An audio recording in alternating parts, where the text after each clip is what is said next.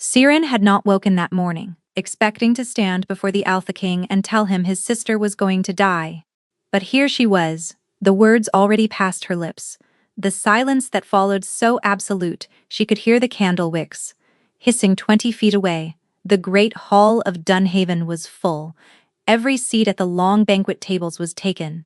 50 wolves of rank and title sat, with wine in their hands and shock frozen across their faces. Servants along the far wall had gone still.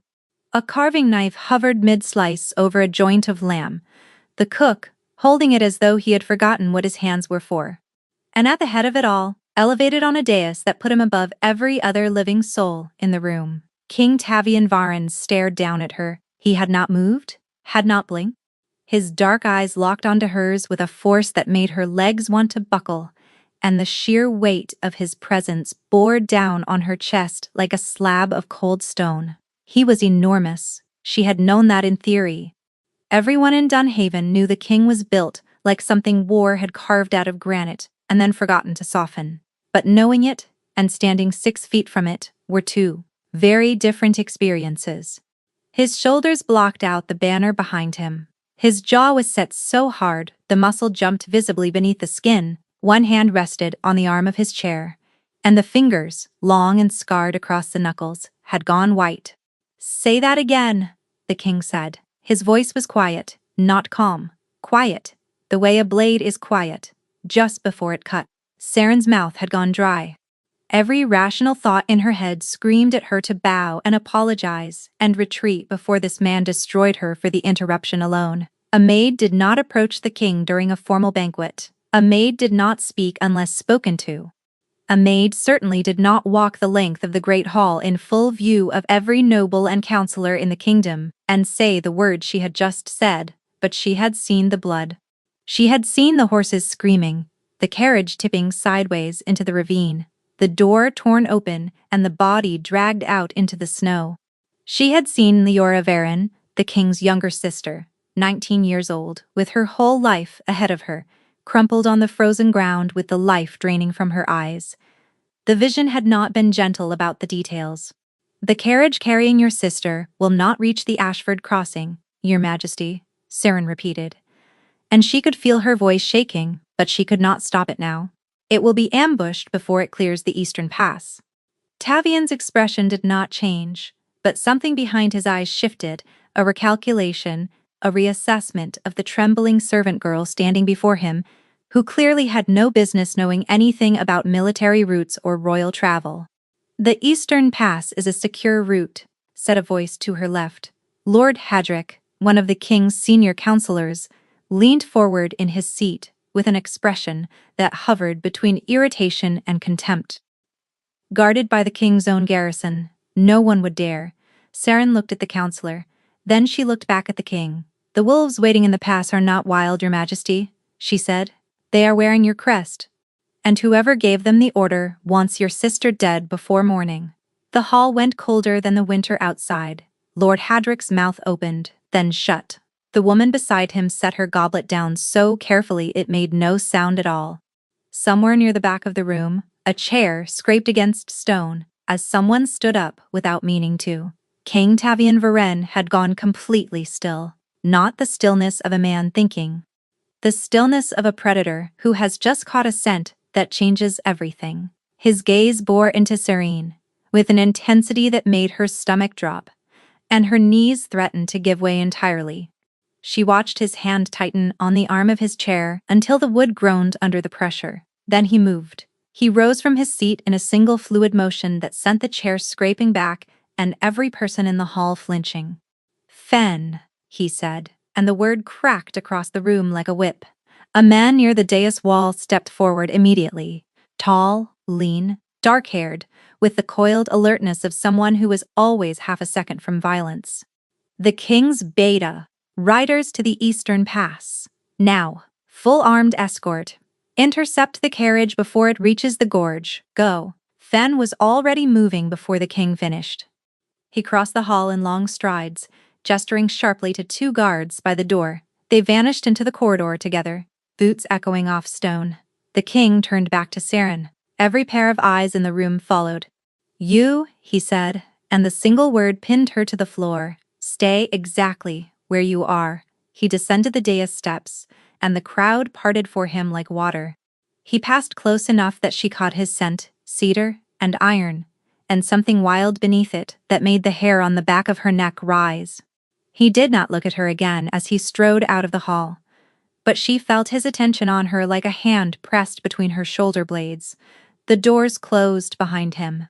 Saren stood alone in the center of the great hall, surrounded by 50 stunned wolves, and realized she could not feel her hands. A guard materialized beside her. His face was carefully neutral, but his eyes kept flicking toward her like she was a puzzle he had not been given the pieces for. "Come with me," he said. He led her out of the hall, down a corridor she had never walked, and into a small windowless room with a single chair and a door that locked from the outside. "Wait here," the guard said, and closed the door. Siren sat down on the chair, pressed her trembling hands between her knees, and waited for whatever was coming next. She had either just saved the king's sister or signed her own death warrant, and she genuinely could not tell which. She had been having the visions since she was 9 years old. The first one came on a Tuesday, ordinary and unremarkable, until the moment it wasn't. She had been carrying a basket of laundry across the lower courtyard when the world folded in on itself, and she saw the stable master pinned beneath a fallen beam, his face gray, his chest not moving. 3 hours later, the stable roof collapsed. They pulled him out alive, barely. No one asked how a 9-year-old orphan had known to scream a warning before the wood even cracked. The second vision came a month later. Then another, each one sharper, each one harder to dismiss as coincidence. By the time she was 12, Saren understood 3 things about her gift with perfect clarity. First, the visions only showed death. Never joy, never peace, only the moment something ended. Second, they were never wrong. And third, no one wanted to hear about them. She had tried telling people once. The head housekeeper had called her a liar and docked her evening meal. A guard she had warned about a loose railing had laughed in her face and told her to stop being dramatic. When she persisted, Mistress Calloway, the woman who managed the palace's foundling servants, had sat her down and explained in a voice that left no room for argument that girls who spoke of seeing things that hadn't happened yet were burned in some parts of the realm. Surin had stopped talking about the visions. After that, she had not stopped having them. They came without warning, without pattern, without mercy.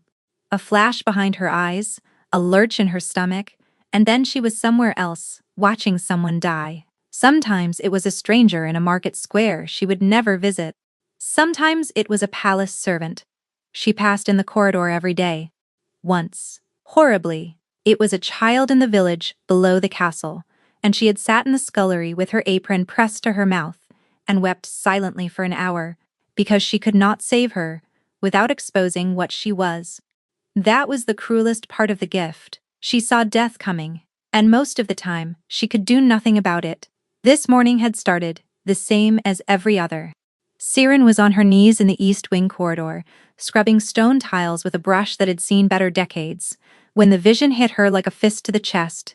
The carriage first. Sleek, black lacquer, the Varan crest in silver on the door, 2 horses in front, breath steaming in the cold mountain air. Inside, a young woman with dark hair braided over one shoulder, and the king's own jawline softened into something lovely. Leora Varan, returning from a diplomatic visit to the northern border clans. Then the pass. A narrow stretch of road carved between sheer rock walls, the kind of place that made even seasoned travelers grip their seat. Snow on the ground, thick and undisturbed except for the tracks that shouldn't have been there. Wolves. A dozen of them, positioned along the ridgeline, on both sides, waiting, patient, organized. Not wild animals hunting by instinct, soldiers hunting by design.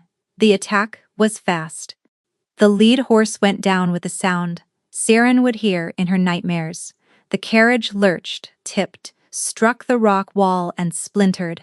Leora screamed. The door was wrenched open. Hands reached inside. And then, the part that had driven Siren to her feet, with her heart slamming against her ribs and her scrub brush clattering to the floor, In the vision, the moonlight caught the armor of the nearest wolf as he shifted back to human form. On his shoulder, clear and unmistakable, was the king's own crest. These were not enemies. These were Tavian Varen's own wolves, turned against his blood. Saren had stood in the corridor, shaking, her stomach heaving, and understood that she had a choice. She could do what she had always done: swallow the vision, bury it, go back to her tiles, and her brush, and her invisible life, and let someone else's death be someone else's problem. Or she could speak. She tried the proper channels first. Of course she did. She went to the head of household and asked, as calmly as she could manage, whether there was a way to send an urgent message to the king's guard. She was told that maids did not send messages to anyone and to get back to work. She found a guard she recognized and told him she had reason to believe the princess's carriage was in danger. He looked at her blankly and asked what possible reason a floor scrubber could have for believing anything about royal travel.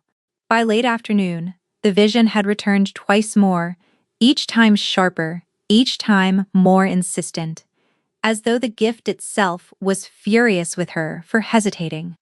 The last time, she felt Leora's terror, as though it were her own, the girl's heartbeat racing against Saren's ribs, the cold air on her skin, the helpless, desperate awareness that no one was coming to save her. That was when Saren made her decision. The banquet was already underway when she entered the great hall through the servants' passage. She had changed into the cleanest dress she owned, which was not saying much. Her hands were still rough from the morning's scrubbing. Her hair was pinned back hastily and already falling loose around her face. She walked the length of the hall. Every step felt like wading through deep water. She could feel the stares accumulating, the whispers building, the collective bewilderment of 50 powerful wolves watching a nobody servant approach the most dangerous man in the kingdom uninvited. The king had looked up. His dark eyes found her across the remaining distance, and the impact of his gaze nearly stopped her in her tracks. The raw power emanating from him was suffocating. His face was unreadable, carved from something harder than the stone walls surrounding them, and every instinct in her body screamed at her to bow and retreat and disappear. She did not disappear. She spoke instead. And in the hours that followed, everything happened exactly as it was always going to. Fenn's riders reached the eastern pass with barely 20 minutes to spare. They found the wolves exactly where Saren had described, positioned along the ridgeline, armed and waiting. The battle was brief and brutal. Leora's carriage was intercepted a mile before the gorge. The princess was shaken, but unharmed. 3 of the ambushers were captured alive. They were wearing the king's crest. By midnight, Saren had been sitting in the windowless room for over 4 hours. Her back ached, her throat was parched. Her mind cycled through every possible outcome, and none of them were good. The lock clicked, the door swung open. Fenn stood in the corridor, his face unreadable, his posture carrying the coiled energy of a man who had just ridden hard and fought harder. There was a smear of dried blood on his sleeve that she chose not to examine too closely. "Follow me," the beta said. "The king will see you now." The king's private study was nothing like Saren had imagined. She had expected grandeur, gold leaf and velvet, and the trappings of power arranged for maximum intimidation. Instead, the room was austere. Stone walls lined with bookshelves, a heavy oak desk buried under maps and correspondence, narrow windows that let in only thin gray light even during the day. At this hour, the only illumination came from the fire in the hearth, and 2 oil lamps burning low on either side of the desk. It was a room that belonged to a man who worked, not one who performed. King Tavian Varen sat behind the desk. He had removed his formal banquet coat and wore only a dark shirt, with the sleeves pushed to his elbows, revealing forearms roped with muscle and lined with old scars. His hair, black as pitch, was slightly disheveled as though he had been running his hands through it. He looked up when Fenn led her inside, and Saren felt the full force of his attention like a physical blow. His eyes were the color of iron in winter, and they held no warmth at all. Fenn positioned himself by the door. The wood groaned as it closed behind them. "Sit," the king said. There was a single chair facing the desk. Siren crossed to it on legs she could not entirely feel, and lowered herself down, her hands clasped together in her lap, knuckles white, and she focused on keeping her breathing even. The fire crackled. The king watched her. "My sister is alive," he said. Siren nodded, not trusting her voice. "The ambush was real. The attackers were wearing my crest, exactly as you described. 3 have been taken into custody. They are being questioned as we speak." His tone was clipped, measured, each word placed with precision. "So now I need to understand how a palace maid knew the precise location of a covert military ambush before my own intelligence did." Siren swallowed. She had known this was coming, had tried to prepare for it during those 4 hours in the windowless room. But no amount of rehearsal could make this easier. "I see things, Your Majesty," she said. "Things that haven't happened yet." The silence that followed was heavy. "Be more specific," the king said. "Visions," Siren managed. "They come without warning. I see how people die." She paused, forcing the next words out past the tightness in her throat. "I have had this gift since I was a child. I have never been wrong." Tavian leaned back in his chair. His expression betrayed nothing, but his fingers tapped once against the desk. A single controlled beat. "A seer," Fen said from the doorway, his voice neutral. "Supposedly," the king replied, without looking away from her. "It is not supposedly, Your Majesty," Siren said, and immediately regretted the sharpness in her tone. But she was exhausted and frightened, and the memory of Leora's screams was still echoing in her skull. "Your sister would be dead right now if I had not seen what I saw. I am not asking you to believe in the impossible. I am asking you to believe the evidence in front of you." Something shifted in the king's expression. Not softening, not exactly, but the faintest crack in the stone facade. He studied her for a long moment, and Siren had the unsettling sensation of being examined at a level far deeper than appearance. "Who else knows about this ability?" he asked. "No one, Your Majesty." "I learned very early that people do not respond well to being told how they are going to die." The corner of his mouth moved, not a smile, the ghost of one, there and gone so fast, she might have imagined it. "I imagine not," he said. He stood. The movement was sudden enough that Siren flinched in her chair, and she hated herself for it. He crossed to the window and stood with his back to her, staring out at the dark courtyard below. "You took an extraordinary risk tonight," he said. "You could have been arrested, flogged. Worse, your sister could have died. Your Majesty." He turned his head slightly. She could see his profile against the glass, the strong line of his nose, the tension locked into his jaw. "You do not know my sister." "No," Siren said. "But I know what it feels like to watch someone die and do nothing." I was not willing to feel that again. The quiet that followed felt different from the silences before it. Less interrogation, more something she could not name. Tavian turned from the window and walked back toward the desk. That was when it happened. He was mid-stride when his hand shot out and gripped the edge of the desk so hard the wood groaned, his jaw locked. His eyes, for one flickering instant, flashed a deep, burning amber before snapping back to iron gray. A shudder passed through his frame. Not large, not dramatic, but unmistakable. His entire body tensed as though something inside him had lurched and he was fighting to hold it down. Siren sat very still. She did not know what she had just witnessed, but every instinct told her it was something she was not supposed to see. The moment passed. Tavian straightened, released the desk, and resumed his seat as though nothing had occurred. His breathing was perfectly controlled.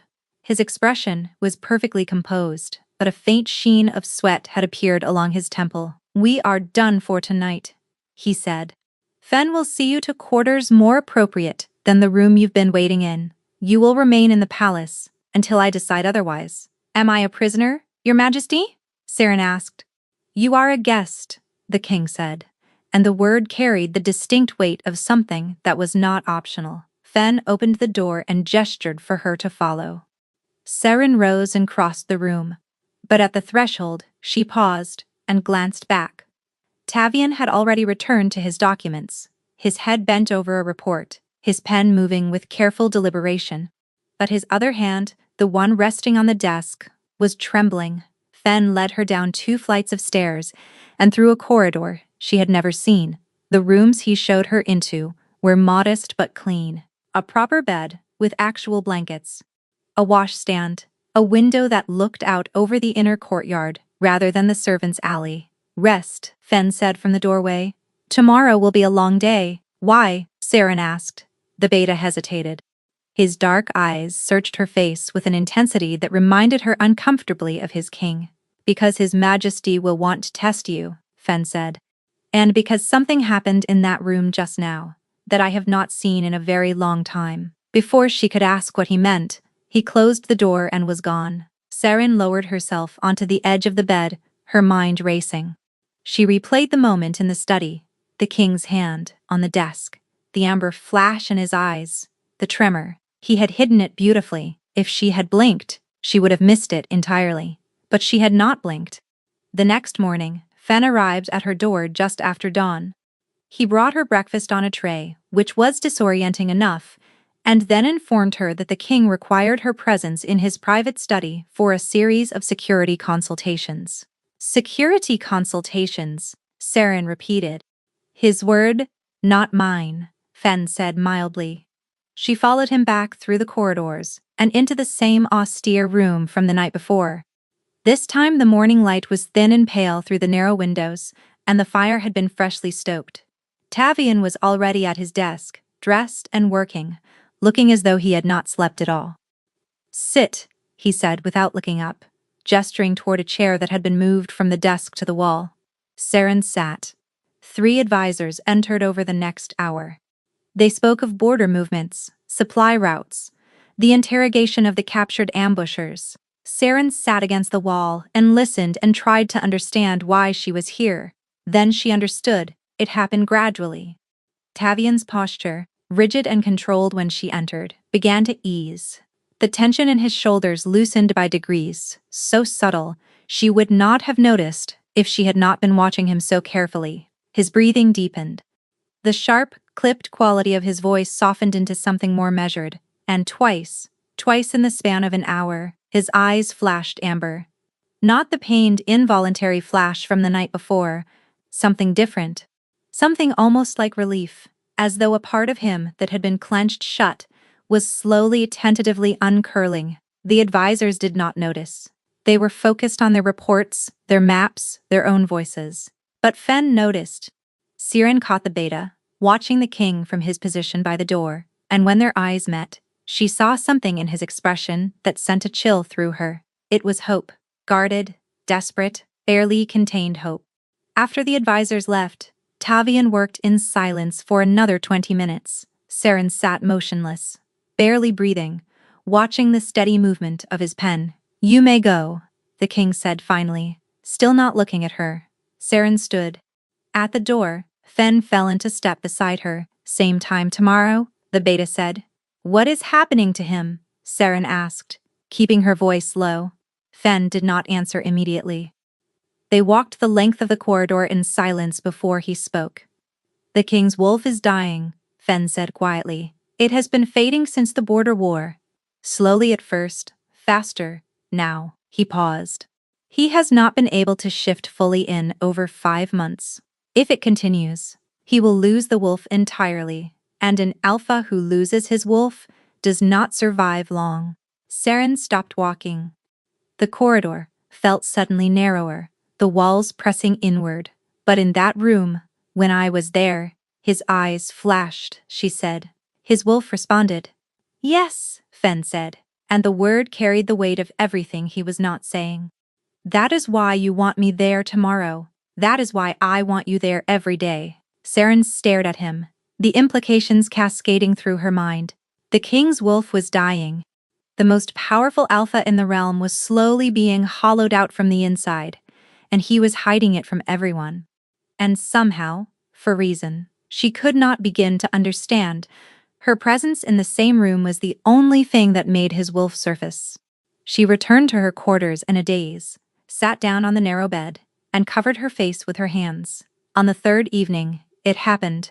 She was sitting in her usual chair against the wall while Tavian worked late, the fire burning low, and the lamps casting long shadows across the maps pinned to the wall behind him. He had been quiet all evening.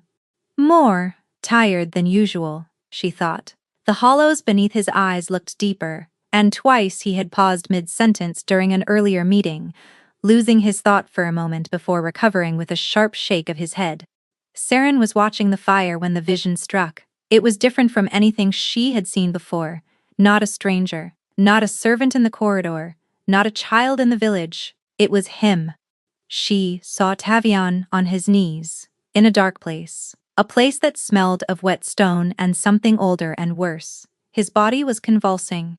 His form flickered between human and wolf, trapped in a half-shift that twisted his bones at wrong angles. He was trying to scream, but no sound came out.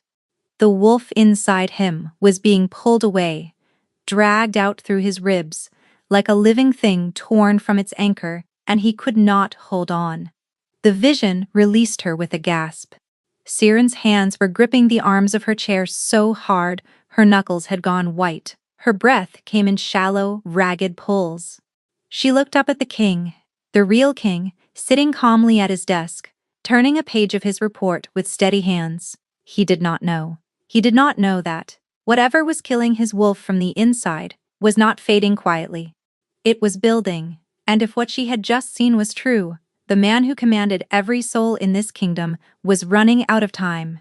The arrangements settled into a rhythm within days, though settled was perhaps too generous a word for something that left Saren perpetually on edge. Every morning, Fen appeared at her door. Every morning, she followed him to the king's study. Every morning, she sat in the same chair against the wall while Tavian worked, met with advisors, read reports, and gave orders with a quiet authority that made grown men twice her age lower their eyes and nod. She was not part of any of it. No one addressed her. No one explained what she was doing there. She simply existed in the corner of the room like a piece of furniture the king had requested and no one dared question. On the fourth morning, a junior counselor made the mistake of asking, "Forgive me, Your Majesty," the man said, glancing sideways at Saren. "But why is the maid present during a classified briefing?" Tavian did not look up from his document. "She stays," he said, and the two words carried enough finality to close the subject permanently. The counselor did not ask again. No one did, after that. What Saren noticed, what she could not stop noticing, was the effect her presence had on him. It was subtle enough that no one else in the room seemed to register it, but she was watching, always watching, because the vision of his wolf being torn away still burned behind her eyes every time she closed them, and she could not stop tracking his condition, the way a healer tracks a fever. In the mornings when she first entered, his posture was rigid, his jaw was set. The lines carved into his face aged him 10 years beyond what he was. He looked like a man held together by willpower alone, every muscle locked, every breath carefully rationed. Within the first hour, it began to ease. The iron line of his shoulders would drop by half an inch. His breathing would deepen. Once, she watched his hand unclench against the desk, finger by finger, like something inside him was uncurling from a defensive crouch. And the amber, it came more frequently now. Brief flashes in his eyes that lasted no longer than a heartbeat. But each one felt like a small victory. His wolf was responding to her. She still had no idea why. By the second week, the arrangement had expanded beyond the study. Fan asked her, with his usual careful neutrality, if she would be willing to attend the evening council sessions as well. Saren agreed, and found herself sitting in the back of the council chamber 3 nights in a row, watching the king preside over arguments about grain tariffs and border patrol schedules, while something ancient and wounded inside him, slowly, tentatively, reached toward the surface. She did not speak to him, he did not speak to her. The distance between them was maintained with rigid precision, and Saren told herself that was fine. She was here to serve a function. She was furniture. She was medicine that happened to have legs. The days blurred into one another, each one following the same carefully maintained pattern. Morning study, afternoon break, evening council. She learned the rhythms of his work the way a musician learns a piece of music. absorbing the tempo and the pauses and the places where the melody strained. She learned that he rubbed his left temple when a report frustrated him. She learned that his handwriting grew smaller when he was tired, the letters cramping together as though even his pen was running out of energy.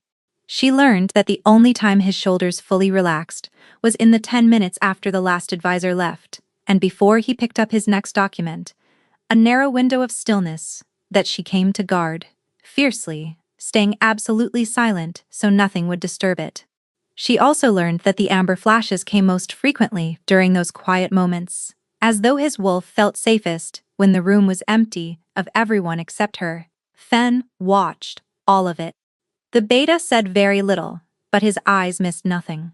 On the 11th day, he stopped Saren in the corridor after the morning session and said, without any preamble, "The episodes are less frequent since you started attending. The wolf is surfacing more often and more steadily. Whatever you are doing, do not stop." Saren wanted to tell him she was not doing anything. She was sitting in a chair. She was breathing. She was existing in the same room as a man who did not acknowledge her presence for hours at a stretch. But that was not entirely true, and she knew it. Because somewhere between the 4th day and the 11th, something had shifted inside her as well. A quiet awareness that lived in the center of her chest, a warmth that kindled every time she entered the study and found him already there, bent over his work, the firelight catching the sharp planes of his face. She did not name it. She refused to name it, but it was there, growing steadily, and she suspected that whatever drew his wolf toward the surface was not just her scent or her presence, but this unnamed thing, pulsing quietly between them. Then, on the 15th evening, the king spoke to her directly, for only the second time. The council session had ended.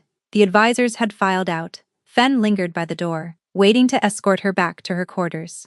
Saren rose from her chair, gathered the shawl she had taken to wearing in the drafty chamber, and turned toward the exit. "The vision you had," Tavian said. Saren froze. "The night you warned me about my sister. You said, 'You see how people die.'" He was still seated at the head of the long table, his pen resting on the documents in front of him, his dark eyes fixed on her. "Have you seen mine?" The question landed like a stone in still water, and the ripples spread through her chest until she could feel them in her fingertips. She had. She had seen exactly how he died, had watched the wolf ripped from his body in that dark, terrible place, had heard the silence where his screams should have been. The vision had returned 3 more times since that first night, each time more vivid, each time more urgent, and each time she had buried it because she did not know what to do with it. She should tell him. She knew that. He deserved to know, but if she told him the truth, if she described what she had seen, she would have to admit that his wolf was not just fading, it was being taken. Something was actively pulling it away from him, and the process was accelerating, and she had no idea how to stop it.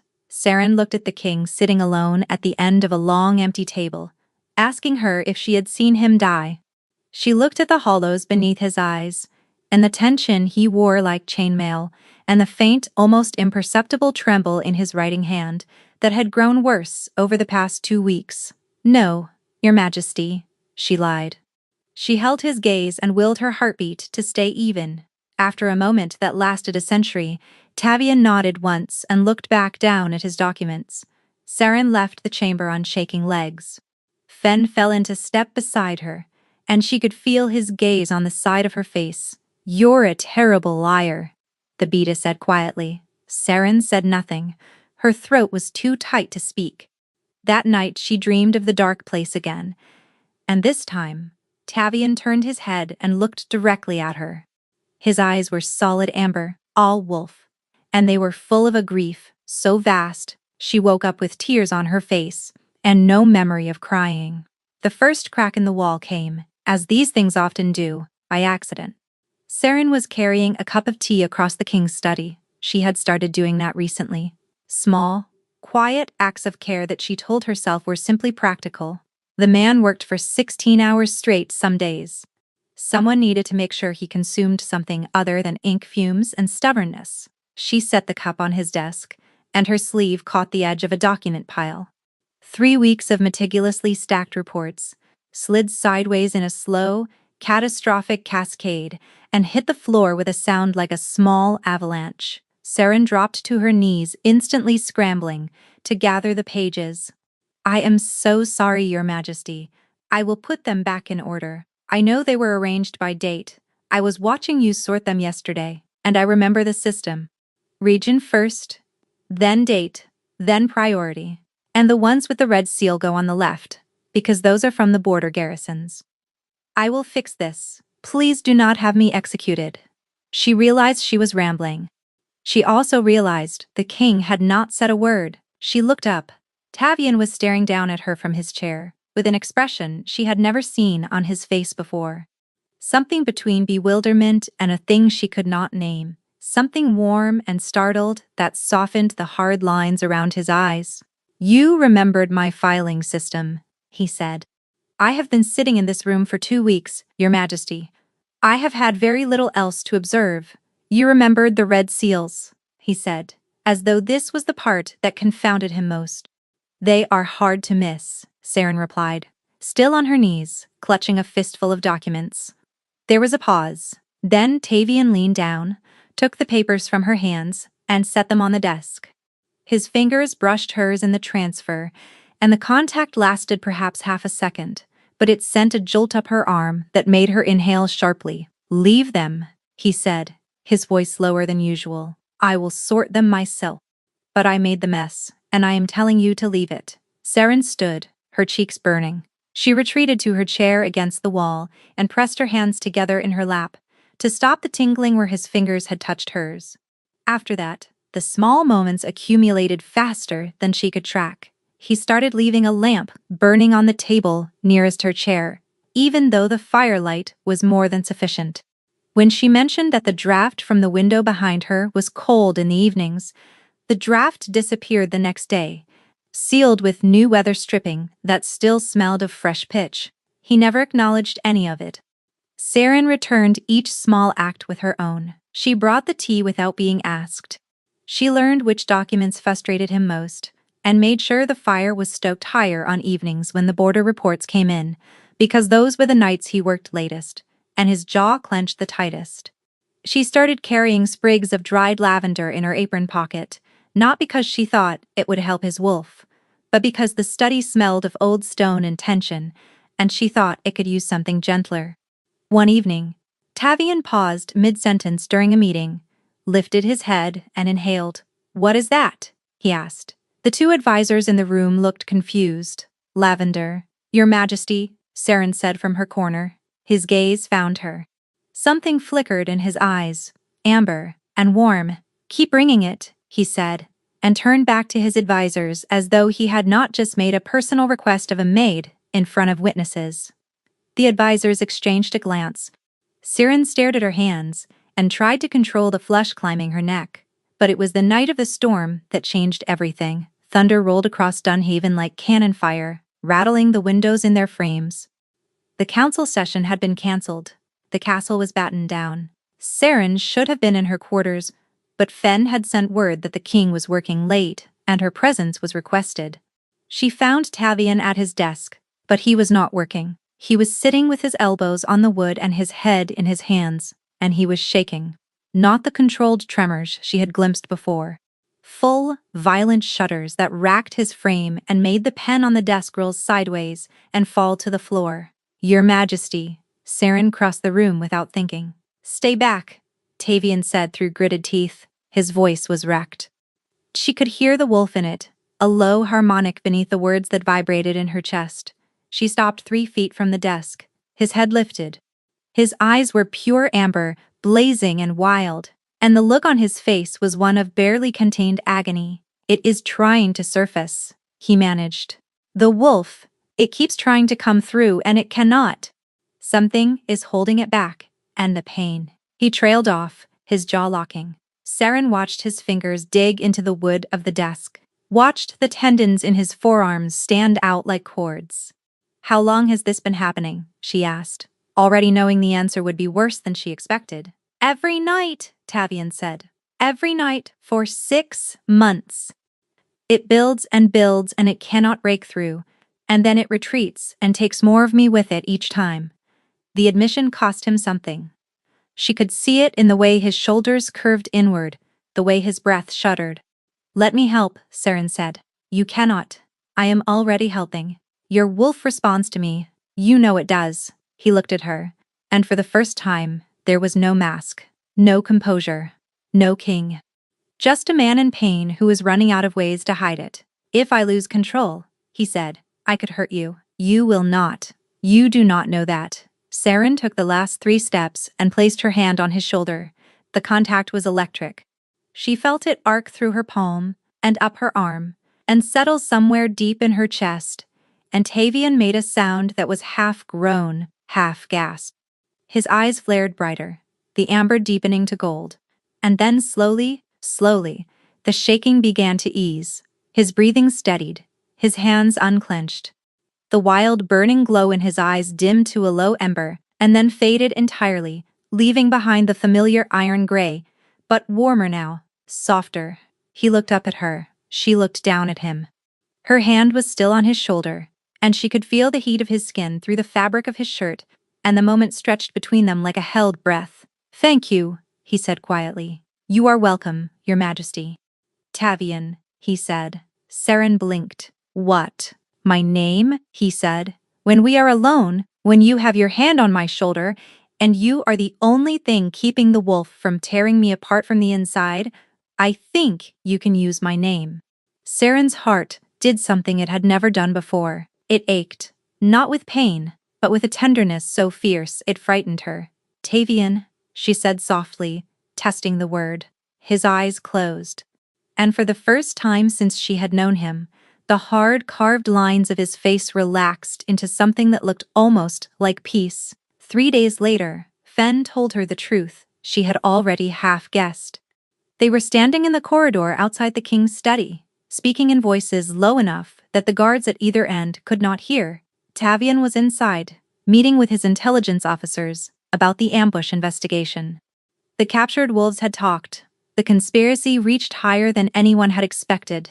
It is not natural, Fen said, his dark eyes grave. What is happening to his wolf? We thought it was battle sickness at first. Something the war had done to him. But Wivara, the court healer, ran every test she knows. There is no physical cause. Then what is it?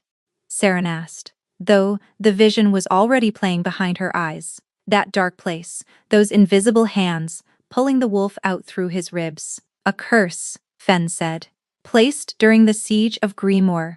The last act of a dying pack alpha, named Marin, the leader of the Blackridge Wolves. Saren felt cold settle into her bones. Tell me everything. Fen leaned against the stone wall and crossed his arms. Grimoire was a fortress settlement on the southern edge of the kingdom. The Blackridge Wolves had been raiding our territories for 2 years, burning villages, killing civilians. Tavian tried diplomacy first. 3 separate peace offers. All rejected. He paused, his jaw tightening. So he went to war.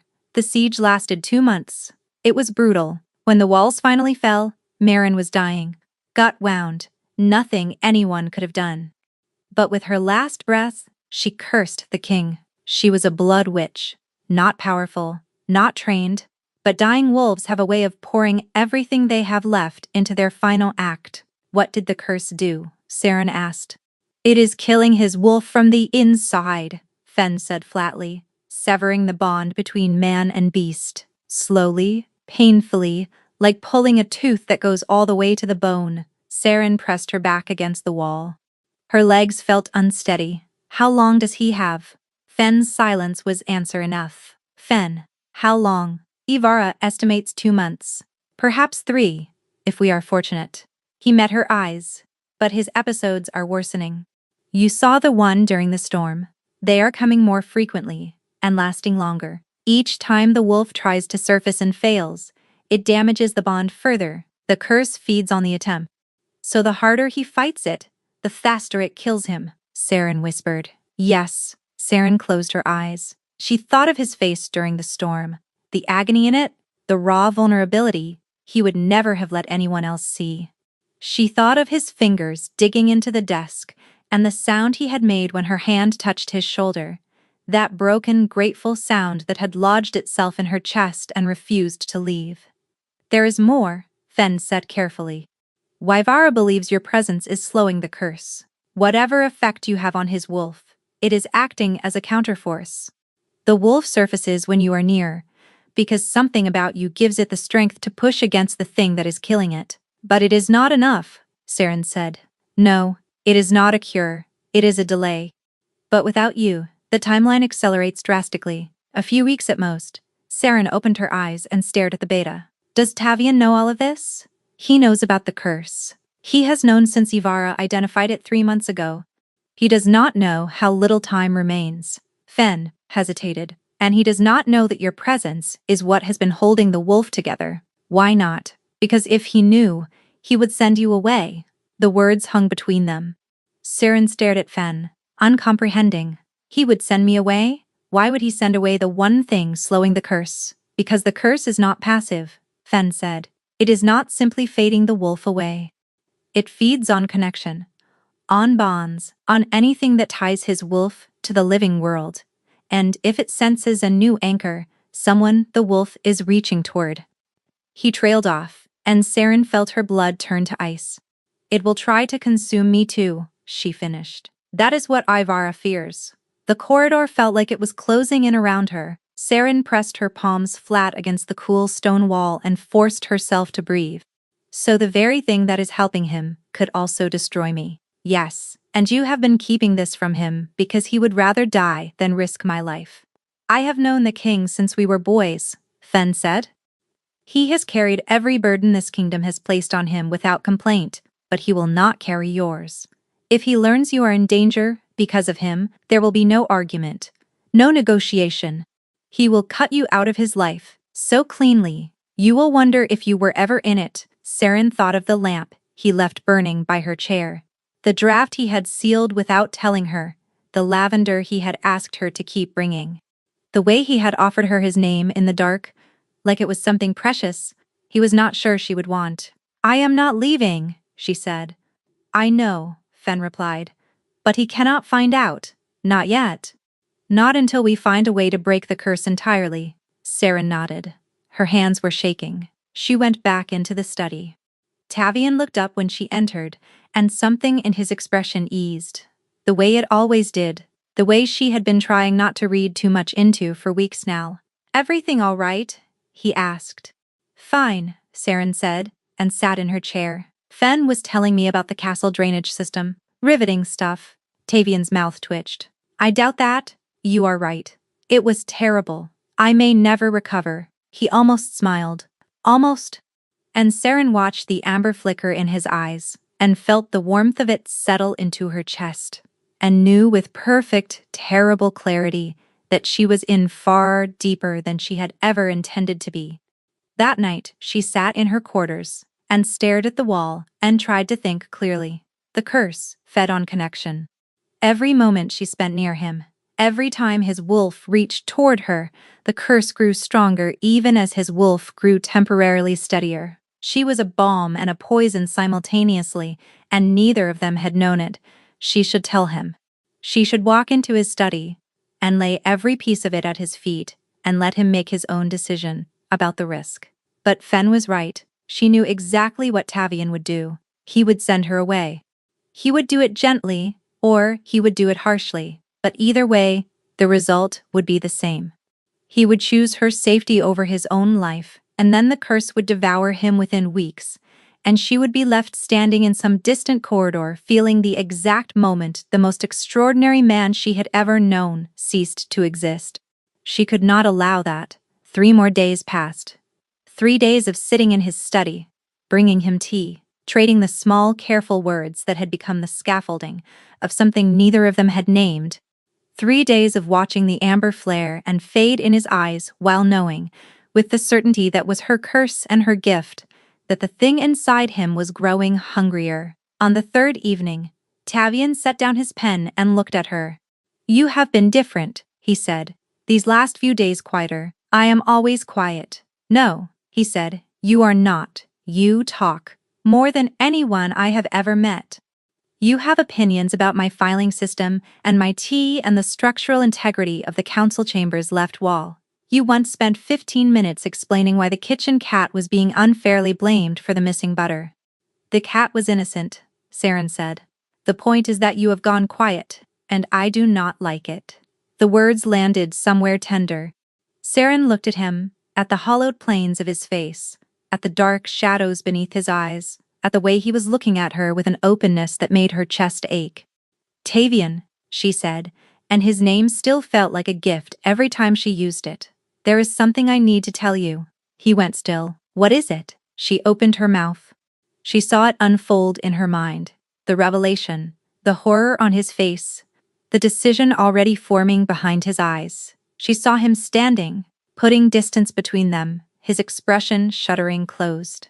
She saw herself being escorted from the room, from the castle, from his life. The kitchen cat really was innocent, she said. I found the butter. A scullery boy was hiding it behind the root cellar. I thought you should know. Tavian stared at her for a long moment. Then, for the first time since she had known him, the king laughed. It was not loud, it was not long.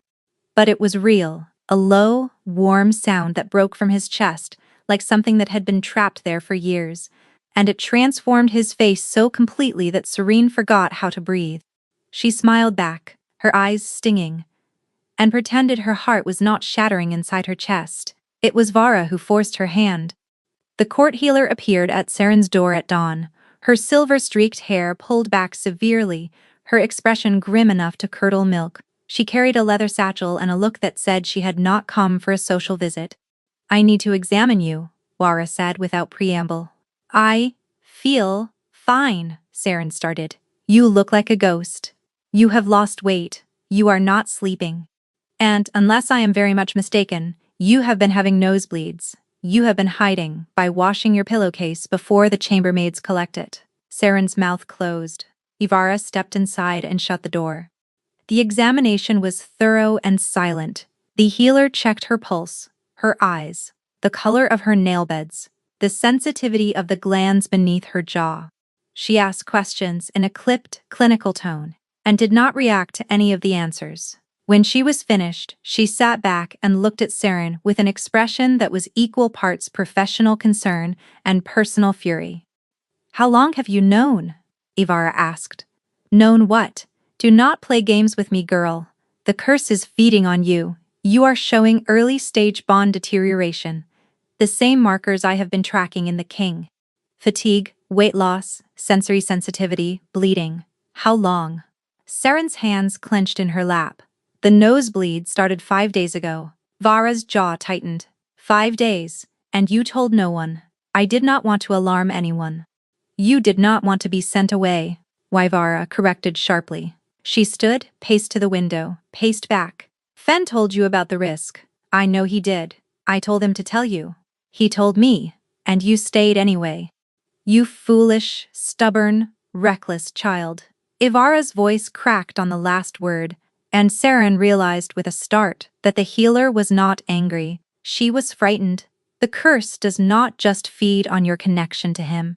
It feeds on your gift too. Your seer's ability. It is draining you from both directions. If you continue at this rate, you will not last another month. The room went very quiet. Saren stared at Vada and felt the floor tilt beneath her. Does Tavia know? She asked. Not yet. But he will, because I am going to tell him. You cannot. I am his healer. I have a duty. If you tell him, he will send me away. And if he sends me away, his wolf dies within weeks. You said that yourself. And if you stay, you die beside him. Is that the trade you are willing to make? Saren's eyes burned. I did not say I had a plan. I said you cannot tell him. Not yet. Give me time to find another way. Vivara studied her for a long, hard moment. 3 days, the healer said. Finally, I will give you 3 days. After that, I tell him everything, and whatever happens, happens. The healer left. Saren sat on the edge of her bed and pressed her fingertips to her temples, where a headache was building with slow, relentless pressure. 3 days. She went to the study that morning as always, sat in her chair as always, brought the tea as always, but something had shifted, and she could feel it in the air between them, a fragility that had not been there before. Tavian noticed immediately. "You are doing it again," he said. "Doing what?" "Going quiet." He set his pen down. "And you are pale. I am always pale. I live in a castle. The sun is a rumor I have heard about, but never confirmed." He did not smile. His eyes moved over her face with an intensity that made her skin prickle. "Are you unwell?" "I am fine, Tavian." He held her gaze for a moment longer than was comfortable. Then he picked up his pen and returned to his work. But she caught the way his hand hesitated before the first stroke. The way his jaw set slightly tighter. He knew something was wrong. He could feel it. Whether through some nascent awareness of the bond forming between them, or simply through the instinct of a man who had been paying closer attention than he let on, he knew. That afternoon, the nosebleed came while she was still in the study. She felt the warmth first, a trickle starting at her left nostril. She pressed her sleeve to her face, casually angling away from the desk, but the blood came faster than she expected, and a drop landed on her skirt before she could catch it. The scent hit the room like a struck bell. Tavian's head snapped up. His nostrils flared, his eyes flashed amber so bright and so fast that for an instant they looked like molten gold, and he was on his feet before she could react. "You are bleeding," he said, and his voice had dropped to something deep and rough and barely controlled. "It is nothing, just a nosebleed." He crossed the room in 3 strides. His hand caught her chin, tilting her face up, and the contact sent that familiar jolt through her. But this time, it was accompanied by something else, a pull. Desperate and aching and terrifyingly strong. His thumb brushed the blood from beneath her nose, and his hand was shaking. "This is not nothing," he said. "Tavian, please." His eyes searched hers, amber fading to gray darkening with something that looked like dawning horror. "How long?" he asked slowly. "Have you been bleeding?" She tried to look away. His hand held her face still. "Siren," he said, and her name in his mouth had never sounded like that before, like a prayer and a wound at the same time. 5 days, she whispered. The silence that followed was the worst she had ever endured. She watched the realization move across his face like a shadow. She watched him connect it. The fatigue, the weight loss, the quiet, the blood. She watched the horror settle into his expression and harden into something colder and more terrible than anger. He released her chin and stepped back. 1 step. 2. Putting distance between them with a deliberateness that made her stomach drop. "Fen," he called. The beta appeared in the doorway within seconds, his expression wary. He took one look at Saren's face, at the blood on her sleeve, at the king's expression, and his own face went carefully blank. "She is leaving," Tavian said. "Tavian, no." Saren stood. "She is leaving tonight. Arrange a carriage to the southern estate, comfortable quarters, a stipend, whatever she needs. Please listen to me. I have heard enough." He turned to her, and his face was the stone mask she remembered from the first night, impenetrable and merciless. But his eyes betrayed him. They were burning. "You knew," he said. "You knew the curse was feeding on you, and you said nothing. Because you would have done exactly this." Saren shot back, her voice rising. "You would have sent me away to protect me, and then you would have died alone in this room with your wolf tearing itself apart inside you and no one to hold you through it. Better that than your blood on my conscience." "That is not your decision to make. I am the king," he said, and the words came out raw and ragged. "Everything in this castle is my decision, including whether an innocent woman dies because of a curse that was meant for me." Siren felt the tears spill over and did not bother wiping them away. "And what about what I want? Does that not matter?" Something cracked in his expression. For one terrible moment, she saw everything he was trying to hide. The desperation. The longing. The crushing, furious guilt. "What you want," he said softly, "matters more than you will ever know, which is exactly why you have to leave." He turned away. Saren reached for him, but Fen's hand closed gently around her arm. "Do not make this harder," the beta said quietly. "Fen, please. You know I am right. You know what happens if I go." I know, Fen said, and his voice held more grief than she had ever heard in it. But it is his order, and I cannot defy my king. Tavian did not look back as he crossed to the window, his hands braced against the stone sill, his head bowed. The line of his back was rigid, and Saren could see the tremor running through his shoulders, and she knew with absolute certainty that sending her away was costing him everything he had. Fen led her from the room. The door closed behind them with a sound that echoed down the empty corridor like something final. In her quarters, Saren sank onto the bed and wept into her hands. Not for herself. For the man standing alone in his study, with his wolf dying inside him, choosing her life over his own, because he did not believe he deserved saving. The carriage was prepared by midnight. Saren was escorted to the courtyard by 2 guards who would not meet her eyes. She climbed inside. The door closed. The horses began to move. She made it exactly 1 mile down the road before the vision hit her. It was the worst one yet. Tavian on his knees in the dark place, the wolf being wrenched from his body, his mouth open in a silent scream. But this time there was more. The dark place was spreading. Cracks of shadow bleeding outward like roots, reaching through stone, through wood, through flesh, reaching toward Dunhaven, toward everyone inside it. The curse was not just killing the king. It was about to consume the entire castle. Surin slammed her fist against the carriage wall. "Stop," she shouted. Turn around now." The driver refused to turn around. Orders from the king himself, the man said through the narrow opening at the front of the carriage. Straight to the southern estate. No stops. Saren did not argue. She opened the carriage door while it was still moving, and jumped. The road was frozen hard beneath her, and the impact knocked the breath from her lungs. She rolled, stones biting through the thin fabric of her cloak, and came up on her hands and knees with her palms scraped raw and her vision swimming. Behind her the driver shouted. The carriage slowed, wheels grinding against gravel. Saren was already running. She ran back toward Dunhaven through the dark, her breath tearing from her chest in ragged clouds. The castle loomed above the tree line, a black silhouette against a sky heavy with unshed snow. 1 mile. She had come 1 mile. It felt like 20. As she stumbled over the frozen ground, her legs burning, her lungs screaming, the vision still blazing behind her eyes, the cracks of shadow, the darkness spreading, the curse reaching beyond Tavian, beyond his wolf, sinking its roots into the stone of the castle itself. She had seen the walls blacken. She had seen the flames guttering out in every hearth. She had seen the wolves of Dunhaven clutching their chests as something cold passed through them like a wind made of poison. The vision had not shown her when. It could be tonight, it could be tomorrow. But it was coming, and the only thing standing between the curse and the kingdom was a king who was too busy dying nobly to fight back. The guards at the gate did not know what to do with her. She was supposed to be gone. She was supposed to be in a carriage heading south. Instead, she was standing at the gate with scraped hands and a torn cloak and a look on her face that made both men take a step backward.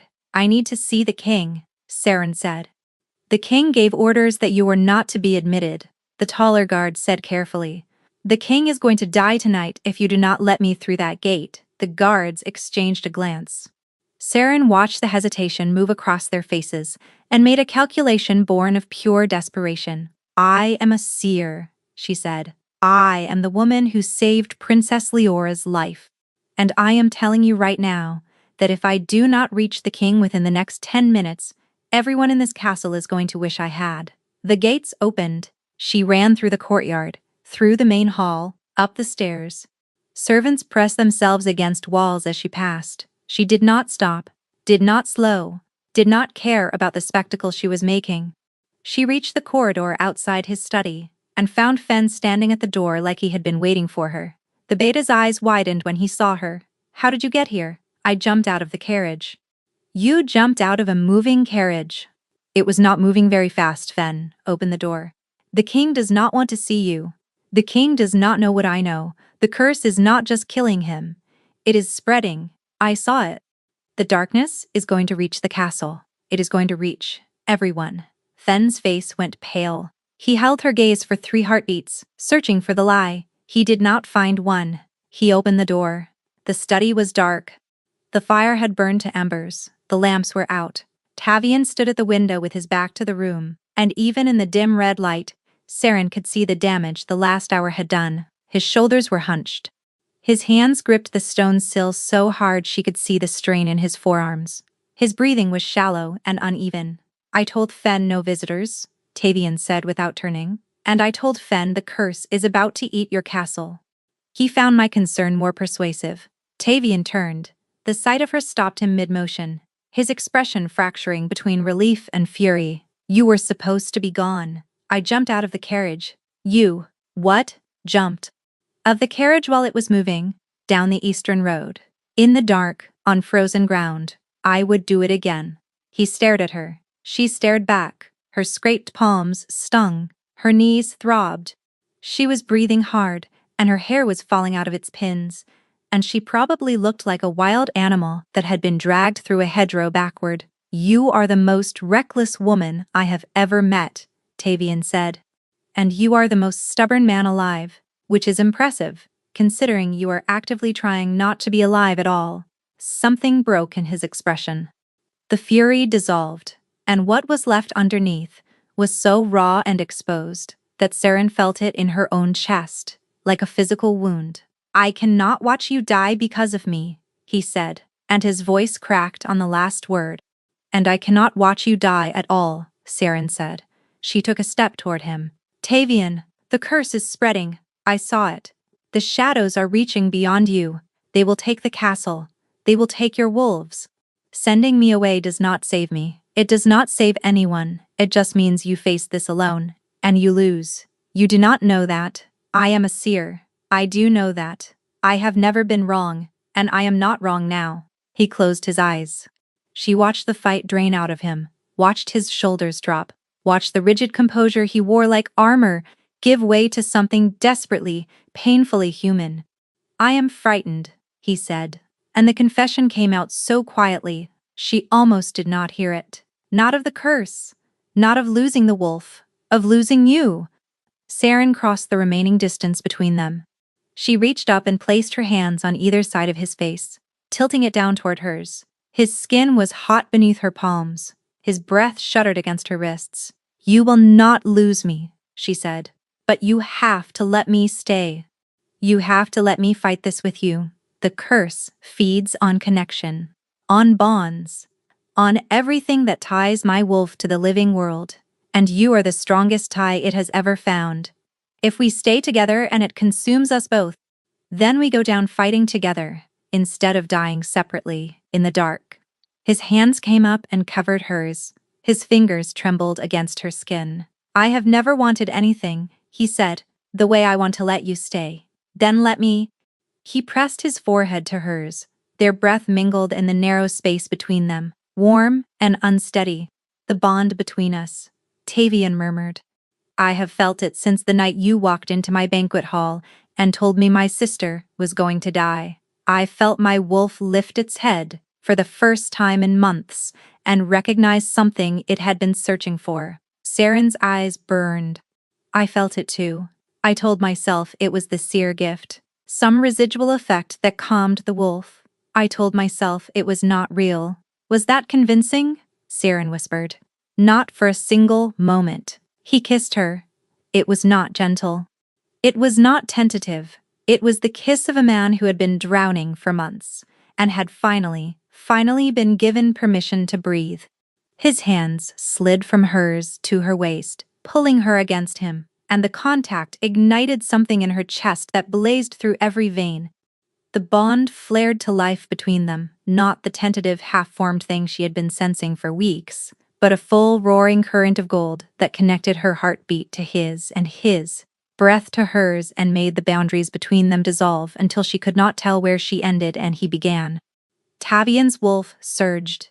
She felt it through the bond, a force of raw, exultant power crashing against the cage the curse had built around it. His eyes blazed pure amber, and the sound that came from his chest was not human. It was wild and triumphant, and it shook the walls. The darkness pushed back. She felt that too, cold tendrils reaching through the bond, probing, searching for weakness, trying to find a way in. The curse recognized what was happening, recognized the threat, and it fought. Saren gasped as the cold hit her. It was like plunging into black water, like breathing ash, like the foggy place from her visions reaching through the bond and wrapping its fingers around her ribs. Tavian caught her. His arms tightened, his forehead pressed to hers, and through the bond, she felt his wolf throw itself against the darkness with a ferocity that made her teeth rattle. "Hold on," he growled. She held on. The bond blazed brighter, a line of molten gold burning through the dark, and the cold retreated, slowly, grudgingly, snarling as it went. Tavian's wolf howled in triumph, and Saren felt the sound resonate through her bones, through her blood, through every part of her that had been quietly reaching for this man since the moment she first stood before him. She kissed him again, deeper, fiercer, and he responded with an intensity that matched her own. The bond blazed between them, golden and vast, and every barrier they had built dissolved in the warmth of it. When Tavian pressed his forehead to the curve of her neck and whispered words she would carry for the rest of her life, the bond sealed with a sound like a bell struck in the deepest chamber of the earth. Saren held him just as tightly, claiming him as hers, and felt the connection lock into place so completely that she could not imagine a world where it had not existed. They held each other in the dark, breathing hard. The fire burned to nothing but coals. Tavian's arms were around her, his face buried in her hair, his heartbeat steady against her for the first time in months. "Is it gone?" he murmured. The curse. Saren closed her eyes and reached inward, feeling along the golden thread of the bond, searching. The darkness was still there, pushed back, weakened, but not destroyed. She could feel it crouched at the edges, patient and hungry, waiting. "No," she said softly. "Not yet." Tavian's arms tightened around her. She felt his jaws set against the top of her head. "Then we finish it," he said. "Together," Saren replied. She fell asleep in his arms, the bond humming warmly between them, and for the first time, when the vision came, she was ready. The dark place was different this time. She had been here before, in fractured glimpses, half seen through the lens of visions that arrived without warning and departed without explanation. But tonight, standing in the fog with Tavian's hand in hers and the bond blazing gold between their chests, Saren saw the full scope of what the curse had built. It was a landscape of grief. The fog stretched in every direction, thick and gray and utterly still. Beneath their feet, the ground was soft, yielding, covered in a fine gray ash that muffled every step. There were no sounds, no wind, no insects, no birds. Nothing but the oppressive, suffocating weight of a silence that had teeth. "You have been coming here every night," Saren said. "Not a question." "Since Greymore," Tavian replied, his voice flat. "Every time I close my eyes, this is where I go. The wolf gets trapped here. It cannot find its way out, and when I wake, it is weaker." Saren tightened her grip on his hand. Through the bond, she could feel his dread, a low, constant thrumming like a plucked string that never stopped vibrating. "Where does it come from?" she asked. "The curse. Is there a center?" "There," Tavian said and pointed. Through the fog, she saw it. A structure, not a building, not a ruin, but something organic, as though the ground itself had heaved upward and twisted into the shape of a cage. Dark roots or veins, thick as a man's arm, rose from the ash and wove together into a towering, misshapen arch that pulsed with a faint, sickly light. And inside the arch, something moved. Saren's stomach clenched. "What is that?" "The heart of the curse," Tavian said. "Marin's dying gift." She poured everything she had into it. Her rage, her grief, her love for the wolves she could not save. "It is all in there, and it has been feeding on me for over a year." They walked toward it. The ash clung to Serene's bare feet, like something alive, and with every step, the fog grew thicker. Figures emerged from the gray, dozens of them. Wolves in human form, standing silent and motionless, with empty eyes and wounds that would never close. The dead of Greymore. Saren recognized the shape of the curse now. It was not just a weapon, it was a memorial. Marin had not simply wanted to punish Tavian. She had wanted to make him carry her dead. Every wolf that had fallen during the siege, every civilian caught in the crossfire, every child who had lost a parent, they were all here, preserved in the fog, their grief and their accusations looping endlessly through the dark. And Tavian had been absorbing it. Night after night, month after month, he had come here and stood among the dead, and let their sorrow pour into him because some part of him believed he deserved it. You could have told someone, Saren said, her voice thick. You could have asked for help. What would I have said? Tavian replied, that the king hears ghosts, that the man who ordered the siege cannot sleep because the dead will not stop looking at him. Yes, exactly that. A figure stepped forward from the gathered dead. A woman, older, her hair streaked with iron gray, her face ravaged by grief and something worse. A wound in her stomach, crusted and dark, that had been killing her slowly for months before the end. Marin. The Blood Witch of Greymore looked nothing like the monster the stories had built her into. She looked tired. She looked like a mother who had lost everything and had poured her last breath into ensuring the man responsible would never know peace. You came back, Marin said to Tavian. Her voice was soft, almost gentle. You always come back. I do not have a choice, Tavian said. You do? Marin replied. You choose to carry it. You choose to stand here and let them weigh on you, because you believe their blood is on your hands. Tavian's jaw tightened. Saren felt the guilt surge through the bond, a tidal wave of shame and sorrow, so vast it nearly buckled her knees. He believed it, every word. He had internalized the curse so deeply that it had become indistinguishable from his own conscience. You offered them peace, Saren said, stepping forward. 3 times, Tavian. You tried 3 times to stop the bloodshed. And then I killed them anyway. You fought a war you did not start to protect people who could not protect themselves. You did not choose the violence. Marin's pack chose it when they burned those villages. When they killed those civilians. Tell that to the dead, Tavian said, gesturing at the silent figures surrounding them. Tell that to their children. I am telling it to you, Saren said, and her voice broke. She took his face in her hands, forcing him to look at her. Because you are the one who needs to hear it, not them. They are gone, Tavian. They have been gone since Greymore. What is standing here is not them. It is your guilt wearing their faces. His eyes were bright with unshed tears. Through the bond she felt the walls shudder, felt the defenses he had built around his grief begin to fracture. I was supposed to be better, he whispered.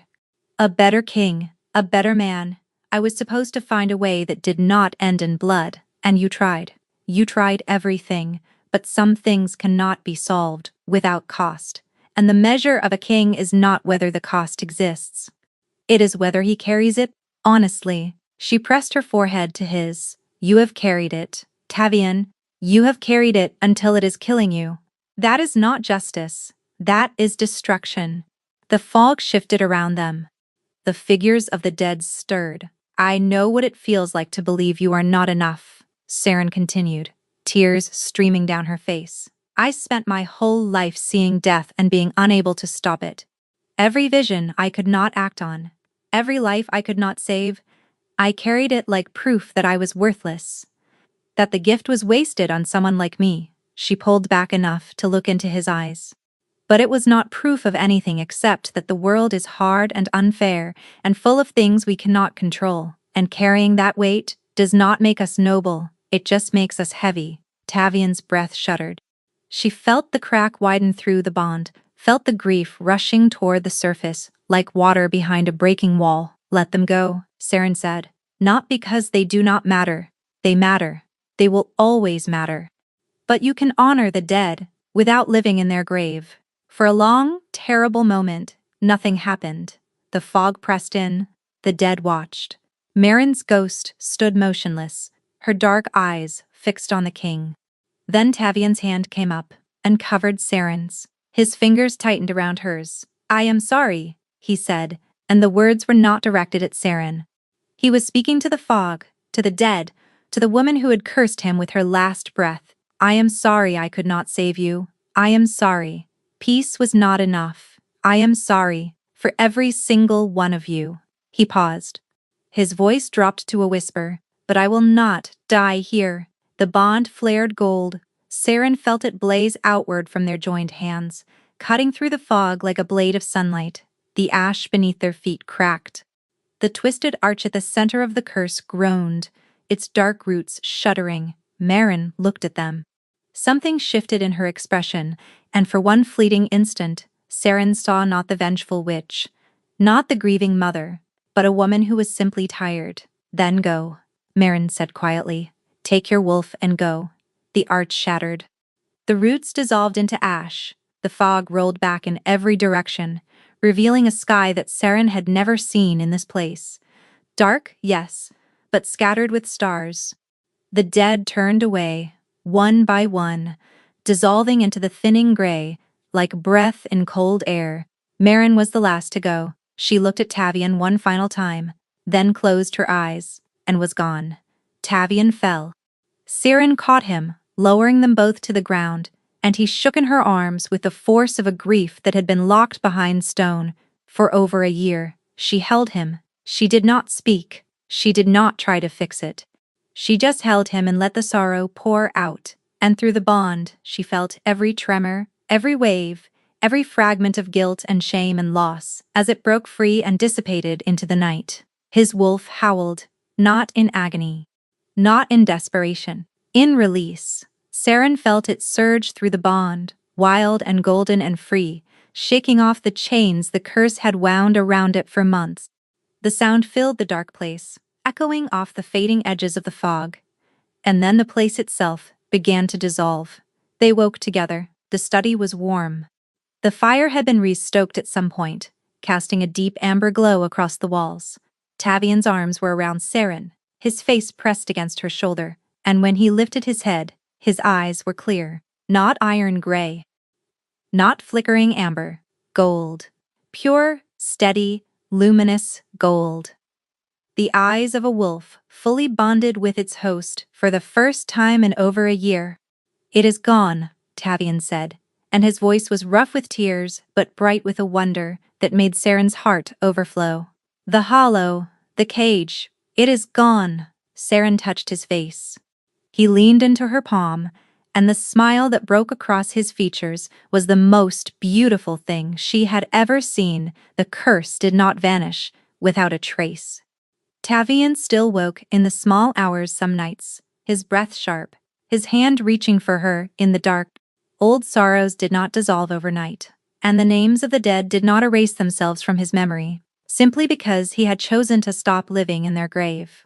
But Saren was always there, her warmth beside him, her hand finding his beneath the blankets, her voice, steady and certain, reminding him where he was. He shifted for the first time 3 weeks after the curse broke. Full shift, complete.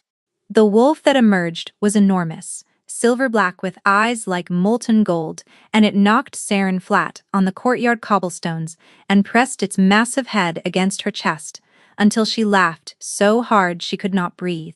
Fen watched from the colonnade with his arms crossed and a suspiciously bright sheen in his eyes. The court adapted. It had no choice. The king's mate was a foundling maid, with scraped hands and a gift that saw death coming, and she sat beside him at every council meeting, and he deferred to her on matters that surprised everyone, and no one dared challenge it, because the king looked at her like she was the axis around which the entire world turned. Now, months later, Saren woke to pale winter light filtering through the tall windows of the royal chambers. Tavian was still sleeping. His face was peaceful, his breathing was slow and deep and unburdened. One arm was draped over her waist, warm and heavy and certain. She watched him for a moment, warmth blooming behind her ribs. Then she settled back against his chest, closed her eyes, and let the quiet hold them both.